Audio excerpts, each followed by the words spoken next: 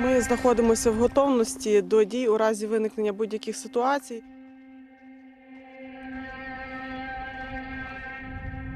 Відслідковуємо наявність військових сил на території суміжної держави.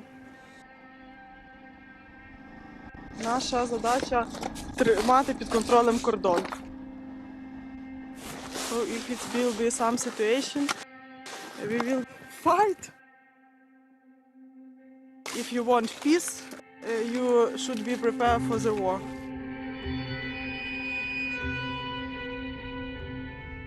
The border with Belarus stretches for over 1,000 kilometers. All along this northern frontier, the men and women of Ukraine's border guard are getting ready. They may be called upon to be this country's first line of defense. Основна задача прикордонників – це у разі можливої якоїсь ескалації конфлікту – це стримати. The enemy is not Belarus, but somewhere beyond this barbed wire fence, Russia has deployed its forces on Belarusian territory. Artillery and fighter jets, tanks and rocket systems.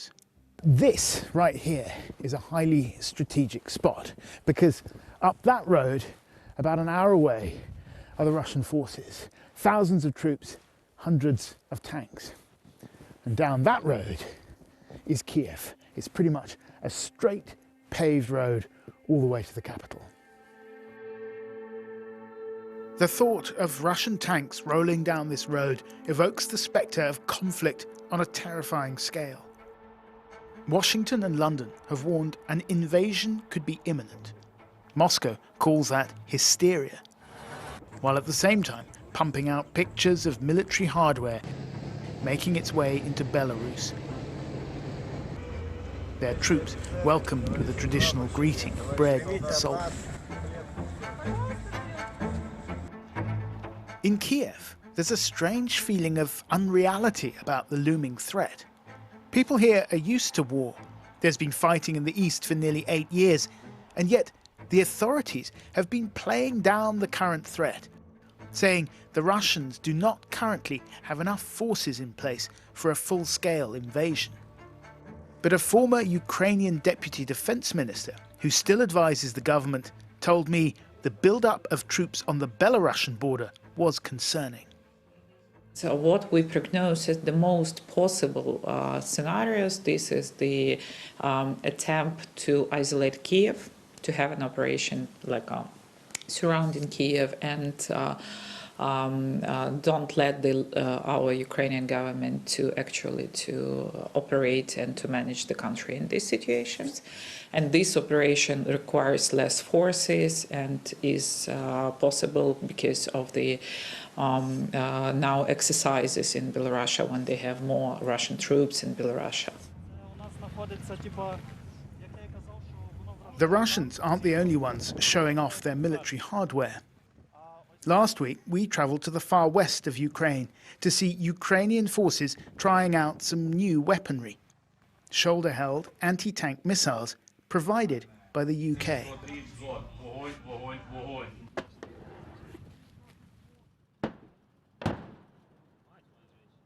Also there, a small contingent of British forces. How many of you are there? So the training team is ranging between 8 to 9 individuals. Who wanted to be filmed but didn't want to talk. For now, this is a war not of tanks and bombs, but of images and of words, fought between Russia and its traditional NATO foe, with Ukrainians stuck in the middle. We are proud that we are Ukrainian soldiers. We are proud that we are Ukrainian officers. We are proud that we have such kind of support and help. And we will do everything possible to defend our country.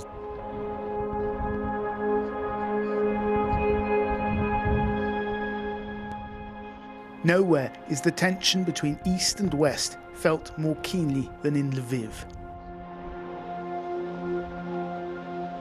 Over the past century, control of this city has passed from the Austro-Hungarian Empire to Poland, to Nazi Germany, then to the Soviet Union, and now independent Ukraine. хочу звернути вашу увагу, обратіть увагу, на те, що, бачите, є железобетонне перекриття. In the basement of a residential block, they're preparing a bomb shelter,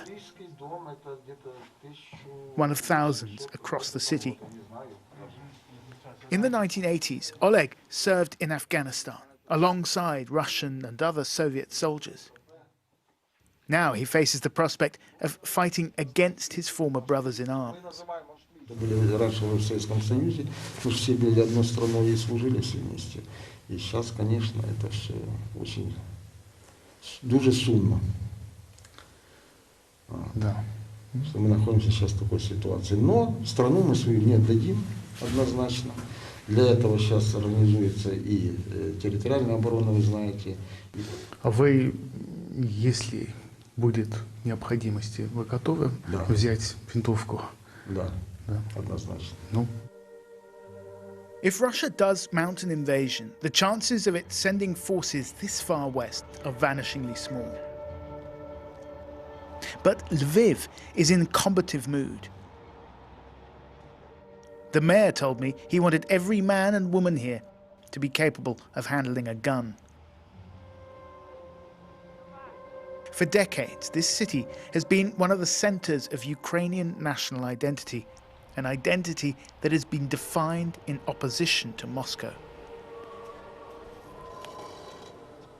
In the garrison church of Saints Peter and Paul, they have a shrine dedicated to those sons of Lviv who've been killed fighting Russian-backed forces in Donbass. Father Taras Mikhalchuk spends much of his time traveling to the east. Тут у храмі у нас знаходяться, ось, щоб ви бачили, наскільки це все страшно. Ось. Right, yeah. That's someone's water bottle that's obviously been hit by shrapnel. Ministering to those on the front lines of a war that is already 8 years old. Do you worry that this conflict is entering a new and more dangerous phase now? Безумовно, сьогодні ситуація, в якій ми опинилися, вона виглядає дещо небезпечніше, ніж було до цього часу. Проте для мене, який уже 8 років, скажімо, переживає, для мене війна має певне своє обличчя. Війна має сльози реальних людей, дітей, маленьких дітей, батьки яких загинули, офіцерів нашої армії української. Ось, і для мене це є обличчя, так? І для мене ворог є чітко виражений, і це ім'я, це є наш північний сусід – Росія.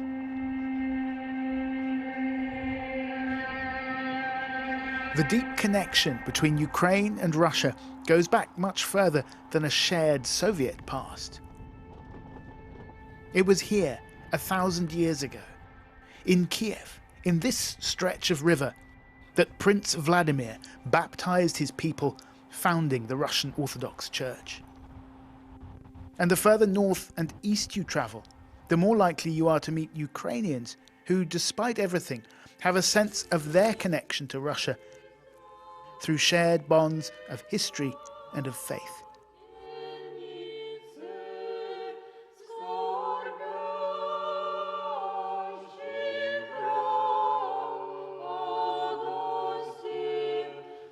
Back near the Belarusian border, in the town of Ovruch, is the chapel of St. Basil the Great. Here, they have a shrine not to the fallen of Donbass. Ah, this is, yeah. The last Tsar of Russia.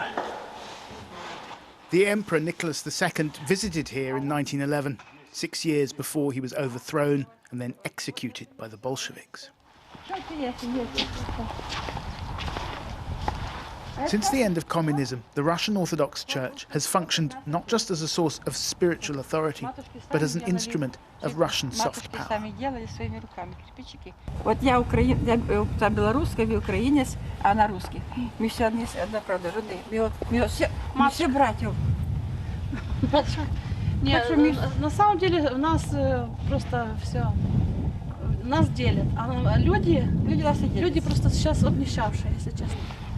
У нас обстановка в Украине, наша власть Украину уже положила на лопатки. Украины уже как бы нет. Всё. The image of Ukraine as a chaotic, failing state is part of the Kremlin's playbook. It's a message designed both for domestic Russian consumption, don't flirt with the West, but also part of Moscow's PR campaign in Ukraine. В результате уличных волнений и незаконного свержения власти. Так было в Северной Африке в ходе арабской весны. Так было и на Украине. Сработало. This propaganda war has been going on for years. The more urgent question is, could that develop into a full-scale actual war? The point of highest danger will come in the next few weeks, says Ukraine's former deputy defense minister.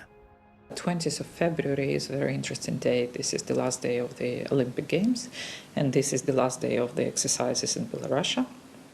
So we see that at the end of February, they will be more ready from the point of view of capabilities. They will be ready mentally from the point of view of Olympics. They will have maximum forces concentration in Belarus.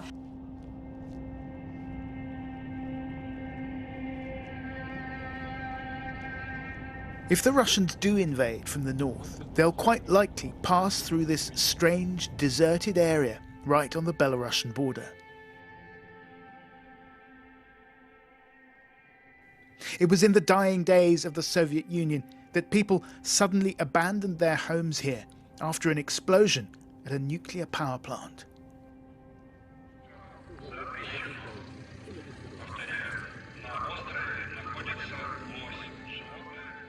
Chernobyl.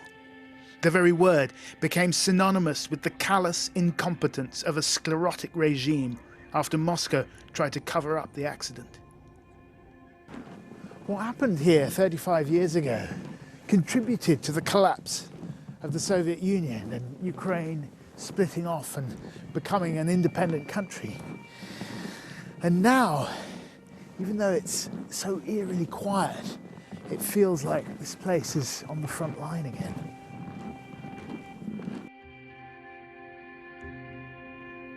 The whole area around Chernobyl is now a closed zone, a place where the clock stopped 35 years ago,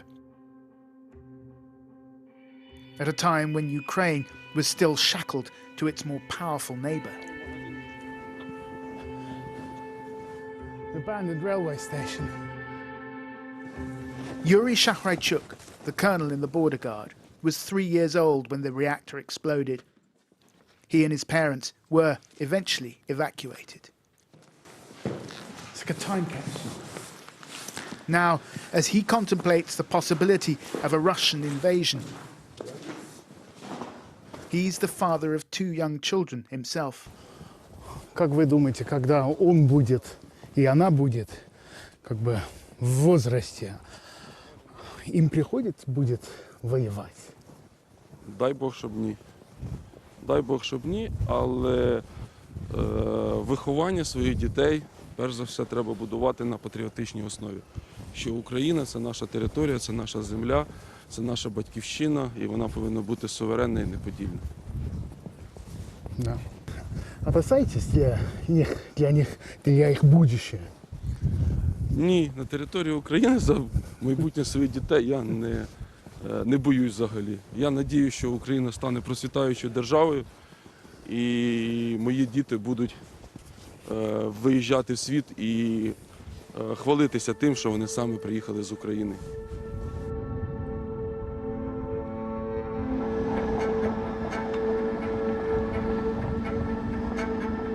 Ukraine and Russia are 2 countries divided by a common history. That is the fundamental tension here. And it'll continue to fuel this crisis, whatever happens, in the next few dangerous weeks.